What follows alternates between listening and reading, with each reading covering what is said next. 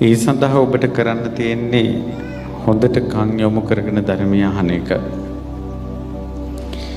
මේ පින්වතුන් ධර්ම දේශනාවලදී අහලා තියෙනවා දුර්ලභවයි මනුෂ්‍ය ජීවිතේ ලැබෙන්නේ කියලා. ඇත්තටම අතිශයින් දුර්ලභවයි මනුෂ්‍ය ජීවිතේ ලැබෙන්නේ. හැමදාම මිනිසෙක් වෙලා ඉපදෙන්නෙත් නැහැ. කලාතුරකින් මිනිසෙක් වෙන්නේ. එතකොට ඔබ මේ ජීවිතේ මිනිසෙක් බවට පත් උනේ සංසාරේ කරන ලද අතිශයින් විශාල පිනක විපාකයක් විදිහට. කර්මකාර ජීවිතයක් නෙවෙයි. නිරේ නිරිසත්තු ගොඩාක් දුක් විඳිනවා මේ වෙලාවේ. ගිනි ජාලා මැද ඊළඟට ලෝදිය හැලියේ තැම්බි තැම්බි ගිනි කඳුවල නැග ඊළඟට කටු ඉඹුලේ නගිමින් ගොඩාක් දුක් විඳිනවා. මේ වෙලාවෙත් අපේ ඥාති පරම්පරාගත මිනිස්සු නිරේ ඉපදිලා දැන් ලෝදියේ පැහෙනවා. ඔබට මේ බණ අහනකොට රස්නයක් එන්න පුළුවන් ඔබ ඉන්න මේ දහවල් කාලේ සිද්ධ වෙන ධර්ම දේශනාවන් නිසා. ඕක මොකද්ද? නිරේ මේ වෙනකොට නිරිසත්තු ඒ ගිනි ජාලා මැද විඳින දුකත් එක්ක. ඊළඟට പ്രേත ලෝකවල කොච්චර දුක් විඳිනවද? තිරිසන් ලෝකෙ කොච්චර දුක් විඳිනවද? ඒ වාගේ සතර අපාවල දුක් විඳලා කලාතුරකින් අපි මේ මිනිස්සෙක් උනේ. ඌරෝ වෙලා ඉපදිලා බෙල්ල කැපිලා ගලා ගියලේ සතර මහා සාගරේ ජලයට වැඩි. කොච්චරනම් ඌරෝ වෙලා අපි සංසාරේ ඉපදිලා අසූචි කකා මඩ ගොඩවල läගලා තියෙනවද? ඒ වගේම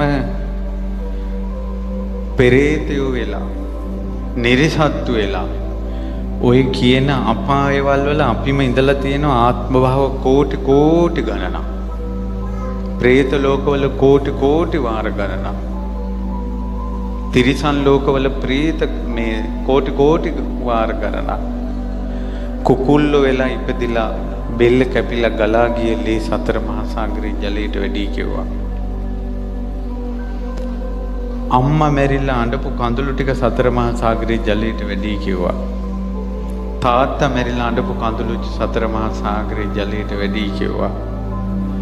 දරුවෝ මැරිලා අඬපු කඳුළු සතර මහා සාගරේ ජලයට වැඩි කිව්වා. කෝටි 800ක් ඉන්න මේ මිනිසුන්ගේ ලෝකේ දරුවෙක් නොවිච්ච කෙනෙක් හොයාගන්න නැහැ කිව්වා. දුවෙක් නොවිච්ච පුතෙක් නොවිච්ච කෙනෙක් නැහැ කිව්වා. ඉතින් ඒ නිසා ඉච්ඡර දීර්ඝ සංසාරයක අපි ආවා. ඒ ආපු සංසාරේ කෙලවරක් පේන්නේ නැහැ. පුබ්බා කෝටි නපඤ්ඤායති. ආරම්භක කෙලවරක් පේන්නේ නැහැ. හරි ඒක ටික නම් ගියා කියලා කියමුකෝ. දැන් ඒ සංසාරේ ගියා. දැන් මට කියන්න මෙතන ඉන්න කාටද කියන්න පුළුවන් නැහැ. මන්නම් ආය අපාය යන්නේ නැමයි. මන් තිරිසන් ලෝකේ යන්නේ නැමයි. පෙරේත ලෝකෙක ඉපදෙන්නේ නැමයි කියලා කියන්න පුළුවන් කිසි කෙනෙක් මෙතන නැහැ.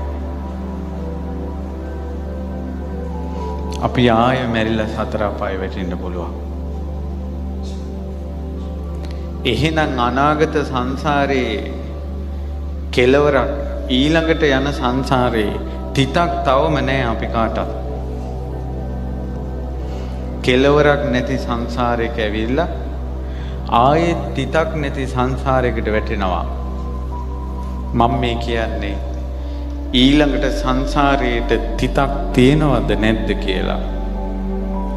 දුක් විඳින සංසාරයෙන් නිදහස් වෙනවද නැද්ද කියලා දැන් තමයි ඔබට තීරණය කරන්න තියෙන්නේ මේ ජීවිතේ.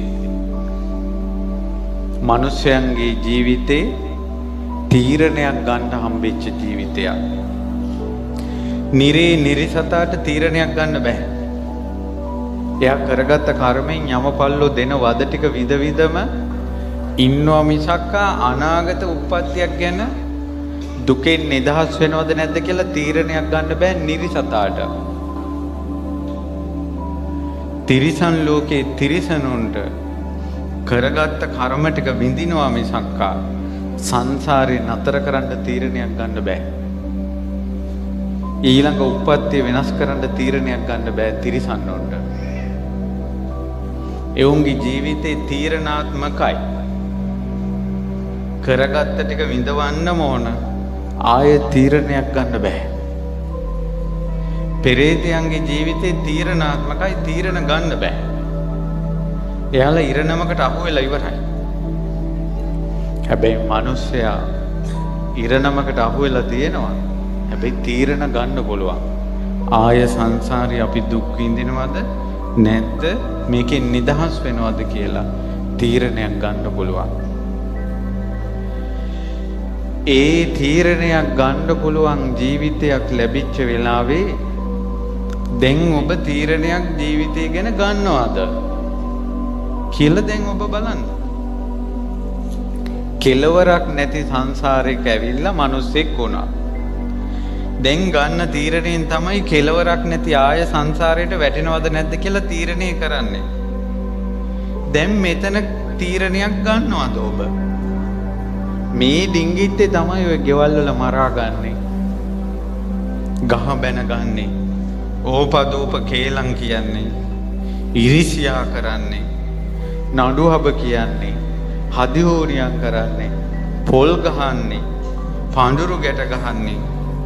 ඕපදූප කියන්නේ. Facebook එකේ ඉන්නේ. ටීවී එක දිහා බලාගෙන ඉන්නේ. ඒ ඔක්කොම මේ තීරණයක් ගන්න හම්බෙච්ච චූටි වෙලාව තුල චූටි වෙලාව තුල තමයි ඔය හැම නාඩගමක්ම නටන්නේ ඔය. කෙලවරක් නැති සංසාරේ දුක් විඳලා ඇවිල්ලා කෙලවරක් නැති සංසාරෙට යනවද නැද්ද කියලා දැන් තීරණය කරන්න ඕන. ඒ වෙලාවේ නාඩගම් නටනවා. පින්වතුනි හොඳට කල්පනා කරලා බලන්න. දැන් සාමාන්‍ය පෙළ අවුරුදු 11ක් ඉගෙනගෙන සාමාන්‍ය පෙළ විභාගෙ කිට්ටුනාට පස්සේ උසස් පෙළ කරනවද නැද්ද අධ්‍යාපන පැත්තෙන් ඉස්සරහට යනවද නැද්ද කියලා උසස් පෙළ සාමාන්‍ය පෙළ විභාගයෙන් තීරණය කරන්න ඕන. එතකොට මොන් ටික කලබල වෙනවා. ඕ ලෙවල් වලට කලබල වෙනවා. විභාගෙ ලියන්න. ඇයි ඒකෙන් තීරණය වෙනවා උසස් පෙළ. ඒ වාගේ කලබලයක් ඒ වගේ සූදානම් වීමක්වත් මැරිලා ඉපදෙන ලෝකේ යනකොට දුකෙන් නිදහස් වීම පිණිස තීරණ ගැනීම පිණිස යොදවනවද කියලා තමන්ම බලන්න. සංසාරයෙන් නිදහස් වෙන්න තමන් දැන් මොනවද කරන්නේ? මේ දුකෙන් නිදහස් වෙන්න මොනවද කරන්නේ?